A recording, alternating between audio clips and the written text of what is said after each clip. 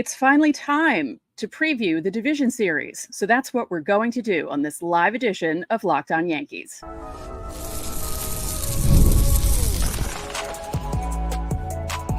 You are Locked On Yankees, your daily New York Yankees podcast. Part of the Locked On Podcast Network, your team every day. Welcome to Locked On Yankees, which is part of the Locked On Podcast Network, your team every day. Thank you for making us your first listen every day. I'm one of your hosts, Stacey Gotsulias. This episode is brought to you by Booking.com. Booking.com, Booking.yeah. The right stay can make you a fan of any city, even your baseball rivals. Book today on Booking.com, the official accommodation partner of Major League Baseball, and get the Booking.com app today. With me, as usual, my co-host, Brian McKeon. Brian, it's here. We're finally here. It's here, right? I mean, get nervous, start shaking. Yes, it's time to get nervous. Before we get started, don't forget, subscribe to the podcast on whichever podcasting platform you prefer. Subscribe to our channel on YouTube, like our videos, hit the bell so you're notified whenever our videos go live, and also leave comments because that helps us as well. On today's show, the Division Series are all set, and there are current rivalries and old school rivalries represented, so that should be fun. We'll try to figure out roster decisions that still need to be made ahead of the Yankees Division Series. And speaking of that Division Series, let's preview the Royals and the Yankees. Yeah, Stacey, got to be honest with you. The more and more I look over this series, the more and more I analyze it, the more and more I think about it, not sure this is a great matchup for the Yankees. I like their chances, and Vegas likes their chances too. But I do think overall matchup-wise, with how the Yankees have performed this year, I don't know if it's the best matchup for them. Not saying I'm overly nervous, not saying there aren't expectations for the Yankees going forward, but the Royals are built on strong left-handed pitching, something the Yankees really, really struggle against. And if you look at the way the Royals have matched up their rotation throughout the first three games, you're going to see their best pitchers in games 2 and 3, not game 1, which I think for the Yankees kind of makes game 1 a must-win. Right. Before we get into that, let's just do the rundown because it's been a while since the Yankees and Royals have played in the playoffs, long before you were a thought in either of your parents' mind, and I was only 6 the last time this happened. So facing off for the first time since 1980, the Royals swept the Yankees out of the ALCS 3-0, used to be a best of 5. So it's been a long time. And back then, the Yankees and the Royals didn't like each other. Like when baseball teams didn't like each other in the 70s and 80s, they literally did not like each other and would try to kill each other on the field. There's an infamous George Brett trying to kill Greg Nettles. There was the hard slide into second on Willie Randolph. Like it was just really physical. This time around, fans will say it's all about Aaron Judge against Bobby Witt Jr. Who will win the AL MVP? Obviously, Royal fans think it's Witt. Everyone else, including Yankee fans, think it's going to be Judge. But as you said, I think the key to this series is going to be the pitching matchups. Yeah, I think so too. I think Cole's going to be a significant piece. That's not saying much, but in game 1, I think it's going to be sort of must win. I think it's going to come down to the bigger pitching matchups going up against the Royals aces, though. I think Rodon, like his start's going to be massive in game 2. Luis Gil is going to be a big key factor in this game too. And also, and again, these points sound very straightforward and obviously, but run scoring. The Royals offense in the last month or so has really been struggling, and it struggled in the Baltimore series too. It's not like the Royals offense was great in the Baltimore series either. You have to go out there and honestly, make a punch early, score early, make them afraid. And we made this point earlier in August, and I think it still can be made, Stacey. This is a time when you have to take advantage of yourself having the home field. We talked about the importance of home field, and the Royals being a not quite as young and dumb as the Tigers, but still a young and dumb team. Take advantage of that. What were the Royals' expectations this year, right? If you told a Royals fan coming into this year, 80 wins, they'd probably be happy with that, right? Now they have this great season, and they kind of limped into the postseason. Beat them down. You have home field advantage in this series. You're going to have 55, 60,000 Yankee fans screaming their lungs off. It's time to go out there and, prove that you're the best team in the American League. And, you've heard many people say it, and we're not the only ones, but it still needs to be said. They don't have an excuse now to not win the American League. They don't. That's not disrespect to the teams that are in front of them. But Stacey, there is not an excuse anymore to not win the American League this year. There just isn't. So for Saturday's matchup, it's Garrett Cole against Michael Wacha. Here are some numbers that the Yankees have against Wacha, which kind of scare me. Aaron Judge is awful against him. He's 1 for 18 with 11 strikeouts. That's an 0.56 average. Gleyber Torres is 1 for 16. That works out to an 0.63 average. Stanton, better, 4 for 17 with a home run, 235. Verdugo is 3 for 11 with a 273. So don't be surprised if you see him start against Wacha. The only person out of the mainstay Yankees who have enough of a sample size against Wacha, of course, is Rizzo, which doesn't matter because he has 2 broken fingers, but he's a career 393 hitter off him with 3 home runs. So this is a bad time for Anthony Rizzo to be hurt. And another note, Cole didn't pitch at all against Kansas City this year. And also in other games that the Yankees played against Kansas City, they didn't face some of the pitchers they're going to see in this series early in the year.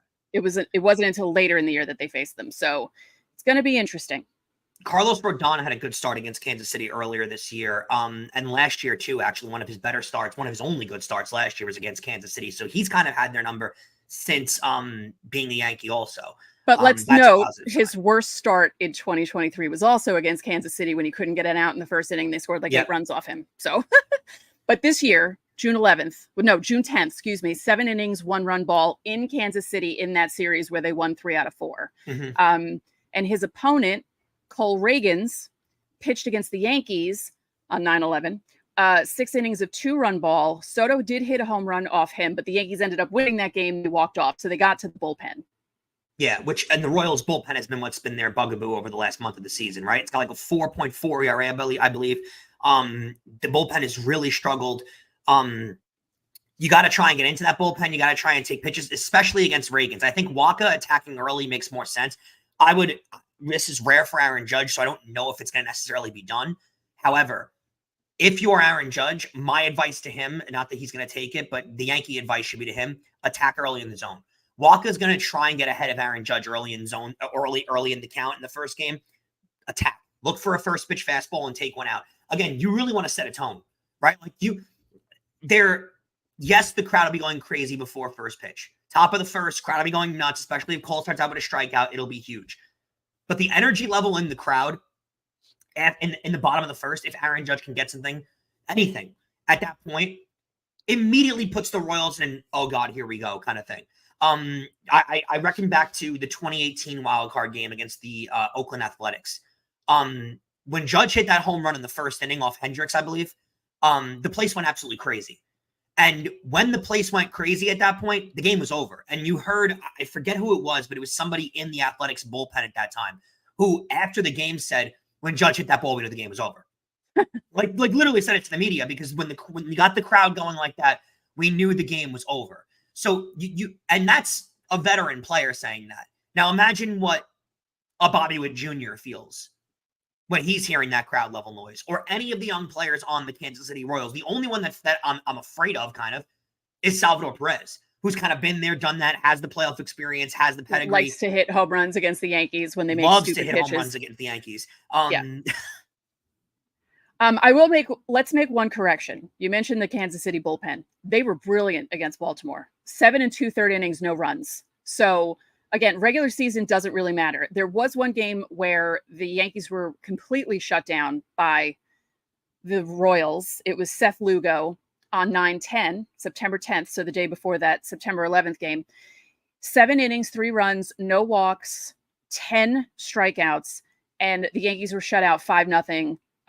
Combo between Lugo and 2 guys from the bullpen. So they're not completely terrible, and they picked it up against Baltimore when you needed it. So these guys are going to be fired up, and it kind of scares me a little bit. I think so. And again, I'm going to reiterate this, and it does scare me too. They're not a good matchup for the Yankees. Yeah. They're not. Like, their power lefty pitching does not bode well for them.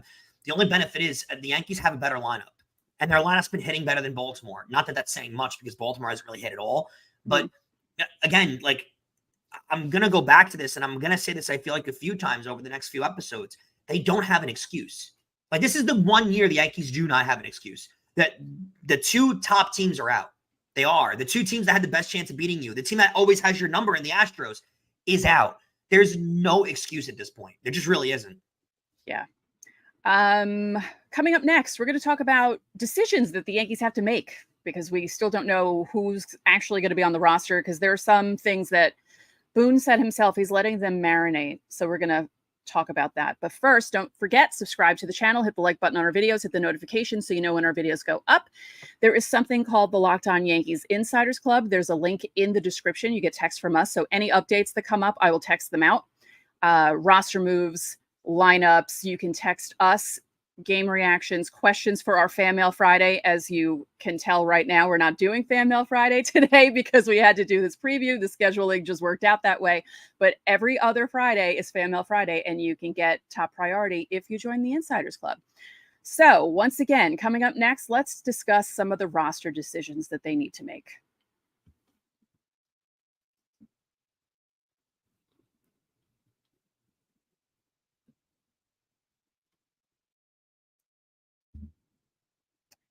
When life gets busy, fitting in a workout can be stressful. With Tonal, you'll get efficient workouts personalized just for you, and they're available with the amount of time you have. Tonal is the world's smartest and most effective strength training system that helps you get stronger. It's powered by AI, and it learns with every rep, so it can deliver workouts that are personalized just for you. Tonal learns from your movement and provides suggested weight recommendations for every move with detailed progress reports. They even create personalized program and workout suggestions or recommendations based on your individual goals. It's basically like having a personal trainer at home with you, as Tonal optimizes every workout just for you. Unlike traditional gym equipment, Tonal uses adaptive digital weight to advance your training techniques. From professional athletes to the mom of three, Tonal is trusted by thousands who have become their strongest. Right now, Tonal is offering our listeners $200 off with your Tonal purchase with promo code LOCKEDONMLB. That's Tonal.com, and use promo code LOCKEDONMLB for $200 off your purchase. One more time, Tonal.com, promo code LOCKEDONMLB for $200 off. And don't forget, you can catch every pitch of the Yankees' hometown broadcast with SiriusXM. Just download the SXM app and search the word Yankees.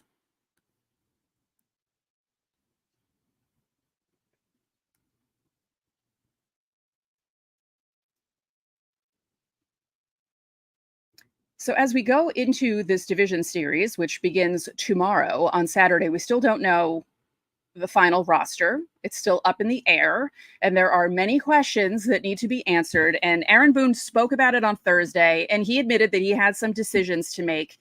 And I think some of the possibilities are interesting, and we're going to go through them. So obviously, Verdugo Dominguez is up in the air. He said he wanted to let that decision marinate.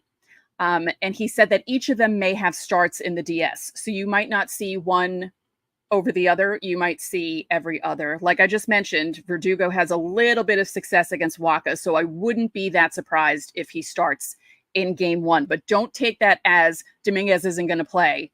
They want Dominguez to play, and they've said that over and over again this past week.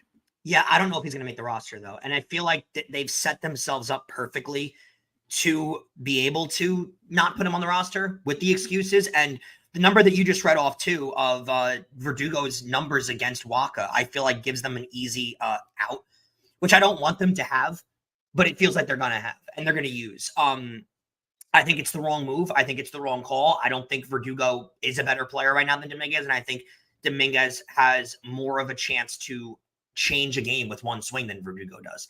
But and in a series like this where the Royals haven't been able to score a lot of runs, and we've certainly seen the Yankees get into modes where they can't score a lot of runs, one swing could make the difference. I honestly, Stacey, see this series going a lot like the Cleveland series in that year where Greg Bird hit that home run in game 3, which changed the entire trajectory of that series. So I don't know. To me personally, I don't know how you feel and how passionate you get about it, but you can't leave Dominguez off this roster, and I think they're going to. I don't think they're going to. I really don't. Yeah, because I think there are other decisions that are going to be made. We're going to talk about them later on in the segment that might make it so Dominguez is included. Ben Rice will be at first base. Oswaldo will be the backup. You won't see DJ LeMahieu. He's not coming back. They said he was trying to come back, but why? Just no. I hope not. No, really. I'm wondering about the bench because I wonder what their decision will be. I know John Birdie's going to be there because they want someone off the bench that they could put in a late situation that can steal a base, run the base as well. Like if someone hits a double and he's on first, he can score on that. And they need someone like that on the roster, on the bench. But I also think Trent Grisham would be a good option too, because if you put him in late for defense at any point for anyone, he has some pop on his bat. He doesn't hit all the time, but when he does, it tends to be a big hit. And I agree with you. He's actually had more pop than I think we thought coming into the year. He's had some big home runs, and it's not easy to do that. It's really not easy. He also does have a little bit of a flair for the dramatic, right? Like there are times where he's had some big hits this year that you're not really expecting. I actually don't disagree with you at all. And I don't know about you, and this is the way I felt, and I wonder how our listeners feel. It's not like I've watched Verdugo this year and thought, oh, wow, he is a master with the glove out there. He's been good. He's been a solid defender. Has he really been this ultra unbelievable glove out there that you need out there at all times? That's not who I'm seeing. It's not. Not recently. I feel like in the beginning of the year, when he first joined the team, like for that first month, you were just like, oh, wow, this was a really good move because he made some plays in Houston. Mm-hmm. He had some hits and you were thinking, oh, wow, okay, so this was kind of a steal sort of with the way the trade went. And this was a good decision. Quick. And then it really, like on a dime. Yeah. I just think that the Verdugo move, especially to me, my starting outfield would be Judge in center, Dominguez in left, Soto in right. You deal with Dominguez, and then at the end of the 7th inning, or then that's when Grisham makes his appearance. But I would keep Verdugo off the roster. I don't think he's an effective player as much, and I don't think he's a game changer, right? I don't think he's the kind of guy that you're not gonna have a big at bat late in the game. Like, do you see? We'll bring this up because it's gonna be in the next segment. But if you guys, I'm sure a lot of you did watch the Met game last night. Do you see Verdugo having a Brandon Nimmo-like at bat in the 9th inning last night, where he goes up there and has a professional at bat and, gives you a base hit that you need in that spot? Do you see Verdugo doing that? I don't. I see there's a better chance of Grisham doing that if he comes up in a tough spot. So, but I think the Yankees have set themselves up to give you the soft landing of putting Verdugo in. Right. Marcus Stroman pitched 2 innings of a simulated game on Wednesday. No decision has been made about him. He definitely won't be a starter, but it's possible he's left off the roster entirely because there are some bullpen decisions that need to be made. Jake Cousins is working on coming back. If Jake Cousins is ready to come back, that means Tim Meza, Stroman, and Mark Leiter Jr. are on the bubble, whether or not they're going to be on the roster. Boone said Meza is in the running ahead of the other 2 guys as a second left-hander out of the bullpen behind Tim Hill, which makes sense. If Cousin isn't ready, you might see 2 of those guys in the bullpen. I don't think it's going to be Stroman. Yeah, I don't know. I could see Leiter being left off the roster, to be honest with you, at this point, and how bad he's been of late. Has there been an appearance lately where Leiter hasn't given up a run? Yeah. The fact that you have to think about it is scary. I think to me that's enough evidence to not have him on the roster, which is sad because of the move that they made and they really had a lot of faith in him. But I don't think there's much reason at this point to leave him on the playoff roster with how shaky he's been. But I agree with you. I don't know if it's a fit for Stroman. Right. But Stroman might take the place that Nestor would have used. Like, I think they trusted Nestor out of the bullpen and they don't. And I think Stroman does give you a little bit of long relief. I think Stroman can be the guy that, in the chance that Heel has a struggling outing and the chance that Rodon doesn't get through the 1st inning, the 2nd inning or something like that. I think at that point, that's when Stroman would come in to eat up the 2nd through 5th and just hope that he gives you, Stroman does get hit softly sometimes. So I think you use that as an opportunity as a long relief guy, hoping you don't have to use him. But I think there's more room for him on the roster than there is for Leiter Jr. The article that I read from Brian Hoke on Yankees.com said that the Yankees are also toying with having 11 pitchers on the roster for the DS. They carried 12 in 2022 against the Guardians. So that means that the bench question could be answered because that means more offensive guys. They're also toying with the idea of Duke Ellis. Remember that guy when they got him being on the roster also for extra speed and outfield defense. Can I just quickly call someone out in the segment? Oh, yeah. I'd love to. Eddie, I do not forget how much I praised Leiter when he came in. I loved Leiter when he came in. I said that I thought he would be a fantastic playoff addition when he came in. I thought that he was stoic, and I thought that he had a blank face in a big moment and was able to pitch in those spots. So, big guy with the comment right there, acting like I forgot that I would love Leiter on the roster. I would. The problem is Leiter came into this team, pitched to a 6 ERA, wasn't good enough. And when I asked Stacey, who watches just as many games as I do, and probably definitely more games than you do, Eddie, when the last time Leiter came in and didn't give up a run, neither me nor Stacey could come up with the game when the last time he gave up a run. Therefore, that to me is enough evidence of why Leiter doesn't belong on the playoff roster. But I'm trying to wasn't there an appearance last week that he did okay? I think, right? Yeah. See, but we don't know exactly. I can't remember though. Everything's blending together. My excuse is I'm old. You don't have an excuse for that. I'm just saying. All right. I will fully admit I thought Leiter was a great move when they got him because of his gravitas. But you know what? It hasn't worked out. And right. I'm not going to leave him. I'm not leaving him on the roster because they traded for him. And he was a part of the playoff projection. So I'm going to leave him on the roster now. No, he's not good enough. That's simple blank. He hasn't pitched well enough. I'm just really hoping that maybe by some miracle, it's one of those situations where he didn't do that great in the regular season and he somehow steps it up in the playoffs. Because the Yankees have had some bullpen guys do that in the past where you think when you bring them in, you're like, why are you bringing this guy in? And then he shuts down a team for 2 innings and you're like, where'd that come from? Yeah. So we'll see. But these are just interesting questions that need to be answered. Hopefully they weren't answered while we were recording this, because the Yankees, Boone and the Yankees do have a tendency to start talking around 3:00 p.m. So we'll see. While Brian does Twitter now looking for it. Yeah. Scroll Twitter and we'll figure out what's going on. But coming up next, we'll talk about the Mets and the Brewers, and we're going to talk about how the rest of the division series set up because it's kind of a cool thing happening.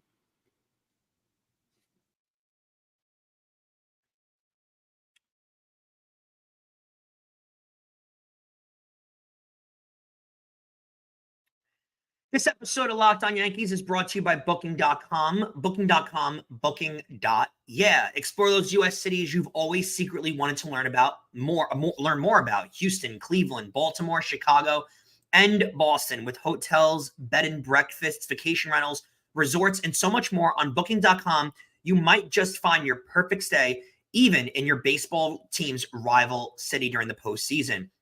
Maybe it's time to taste test your baseball competition's stadium cuisine. Luckily on Booking.com, you can find the stadium say that's right for you. Cleveland has potential. Detroit has potential. I think it will be. And if you're a late planner, you can even get in on Kansas City. So no matter what team you're rooting for this postseason, and I hope it's the Yankees, Booking.com can make you a fan of any U.S. city. From hotels that overlook stadiums to family-friendly resorts to cute bed and breakfast stays, Booking.com has so many choices across the United States. The right stay can make you a fan of any U.S. city, even your baseball rivals. Booking.com, booking.yeah. Remember that you can catch every pitch of the Yankees hometown broadcast with SiriusXM. Just download the SXM app and search the word Yankees.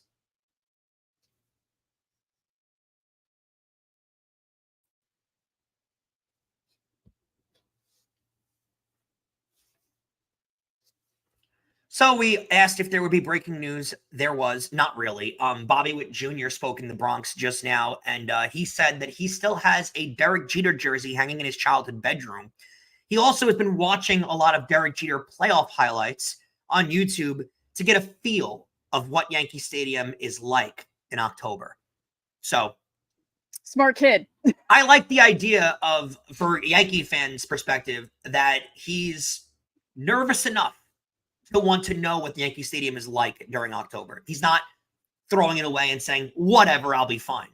He's doing the preparation. It's interesting because he grew up a Red Sox fan because of his father's connection to Massachusetts, but he said that Jeter was his guy. So even though he was a Red Sox fan, which is kind of funny, Jeter was his guy. So yeah, why would it not be Nomar? Weird. But is he even old enough to have seen Nomar in his prime? Because how old's Bobby Witt Jr.? He's really young. Probably not. Bobby Witt Jr. is like 22 years old, so probably not. That's scary. But I do think it's crazy that he knows about Yankee Stadium, the playoffs, enough that he's actually doing research on what the crowd is like prior to the series. That is, to have a reputation like that as a fan base, Yankee fans should be very proud. Yeah, I mean, every team should do that, shouldn't they? Really? Like every player from every team should be like, okay, let me go on YouTube and see how crazy the stadium gets, because you could tell, we talk about 2017, the Astros were overwhelmed in those 3 middle games in the 27. It was insane, the atmosphere. And I want it to be like that again, this division series. So Yankee fans, if you're going to be there, I know you're going to be there for game 2, but game 1, just be loud from the start. Just intimidate them. Try to. I think game 1 is going to be so massive for them, especially they're going to have Reagan's going in game 2. They're going to have really all their top pitching. Lugo's going to go in game 3. You need to win game 1. I think game 1's a must win. I really do for the Yankees. They're going to be in a really tough spot if they lose game 1. Let's go to one of the better playoff games, if you guys were watching last night, that we've seen in a really long time. Mets-Brewers from last night. If you guys watch this game, there's a lot of unsung heroes that are going to go by that aren't going to get the praise they deserve. How about Jose Quintana going 6 innings, being an absolute workhorse? How about Edwin Diaz? When he came in the 7th inning, I texted my friend who was on pins and needles the entire time as a Mets fan, and I was like, I don't know about bringing in Diaz here. It was a brilliant move. And look for the Yankees to do that. I don't think there needs to necessarily be a moment where everyone's got their defined roles, right? There may be a point when Weaver comes in the 7th inning because he's your best reliever, and you got to quiet a crowd down. And that's what Diaz did. They brought him in. He quieted that Milwaukee crowd down. It really soothed things. And Pete Alonso, who anybody watching that game that didn't think Pete Alonso was going to hit into a ground ball double play to end the season for the Mets, you're out of your mind if you didn't think that. So I fully thought Pete Alonso was going to ground out in that spot, get out of it. It's the biggest home run of his career, whether he stays a Met or not. And I know Yankee fans have seen plenty of big home runs at that level to that extent. What an unbelievable game. And now you're going to get Mets-Phillies, which you mentioned to me. I didn't even realize coming into this. Every single series, Stacey, is going to be a division rivalry besides Yankees-Royals, right, which is wild to think about. Mets-Phillies going forward. Vegas has Philadelphia as a major favorite in this spot. What's your feel on this series? I think the Phillies will pull it off. I think the Mets will be annoying and take them to 5. Because I don't think that the Mets are not rolling over. They're going to force a game 5. Like, I think that's what's going to happen. And I think that's how it's going to go. I really don't see the Mets rolling over. Yeah. They've got that mojo, though. There is something going on with this Mets team that is really hard to figure out right now. It doesn't feel like they're ever a team that's out of a game. No. Ever. Then we go to Padres-Dodgers. This is a fascinating series to me. Just because of how hot the Padres have been really since June. Same as the Mets, really. What's your feel here? I don't know. I was thinking Dodgers earlier, but the Padres are playing like the Mets. Like, they're playing with this almost magic that keeps happening in games. And, I know the Braves went in there limping, but there's something going on with the Padres this year. And they're playing this year the way they should have played in 2023. Exactly. And I think, I think it's possible the Padres upset the Dodgers. I'd agree with you. I have the Padres. I think the Padres are going to upset the Dodgers. I think the Padres I think it's a very good comparison to like the Mets. They never feel like they're out of a game either. Difference is between the Padres and I think the Padres are going to the World Series. And the difference to me in the Padres and the Mets, the Padres have more of the star power. They do. That the Mets don't have a Tatis in their lineup. The Mets don't have the length that Padres have in their lineup. Plus, they have Lindor. They do, but the Padres have more length throughout their entire lineup. Yeah. And I will say, the starting pitching, it's something the Mets don't have. And the Mets pitchers have been really good. They're not they're not the Joe Musgroves of the world. They're not, I don't know how I'm saying this. They're not the Michael Kings of the world. The Mets don't have those guys. And the How's Padres Musgrove? do. Wait, but have we heard anything about Musgrove? Because he was taken out because he felt tightness in his elbow the other night. Yeah, I can't imagine he's not going to pitch through it though. At this point, like I mean, you're in the playoffs now. The fact that I think elbow tightness, that's you don't want to hear tightness ever around an elbow, a bicep, or a forearm, because that is a precursor to something really bad happening. Yes, but the fact that you haven't heard anything, I think is a good sign. Yeah. I think if it was definitive he's done for the postseason, you would have heard it almost immediately. The fact that you haven't heard anything is a good thing. Padres have announced Dylan Cease is going to go in game 1. Yamamoto is going to go in game 1 for the Dodgers. Let me just check for you guys just to see if they've announced yet. Darvish is going to go in game 2. Flaherty's going to go in game 2 for the Dodgers. It was reversed. It was reversed at first, because at first it was going to be Flaherty, Yamamoto, and then they decided to do Yamamoto in case it goes to 5. They want him to pitch game 5. The matchups are just insane pitching wise in this. That's going to be an unbelievably fascinating series. And then Tigers Guardians.